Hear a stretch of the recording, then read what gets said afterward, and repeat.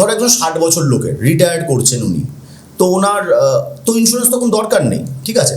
তো আমি দেখেছি 60 বছরের লোককেও একটা ইন্স্যুরেন্স দিয়ে দিচ্ছে 10 বছরের।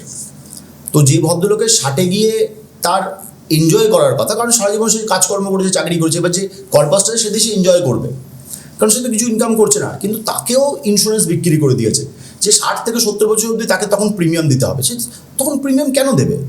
তো যেটা হয় সেটা হচ্ছে মিসসেল হয় ইন্স্যুরেন্সে। যেটা বড় সমস্যা যেটা মিসসেল আর ফলস প্রমিস, ঠিক আছে। এটা একটু জেনে করলে ভালো, কারণ ইন্স্যুরেন্স কোম্পানিরা সবাই সমান, নিয়ম মেনে করলে, তুমি যদি ইন্স্যুরেন্স নিয়ম মেনে করো তোমাকে ইন্স্যুরেন্স কোম্পানি ক্লেম দিতে বাধ্য, ঠিক আছে। এরকম ব্যাপার নয় যে আমার ইচ্ছে হচ্ছে আমি দেবো, ইচ্ছে হচ্ছে দেবো না। কিন্তু কি হয়, কিছু ডিক্লারেশন থাকে, সেই ডিক্লারেশনগুলো অনেক সময় পার্টির থেকে মানে ইন্স্যুরেন্স থেকে চায় না যারা ইন্স্যুরেন্সটা করাচ্ছে।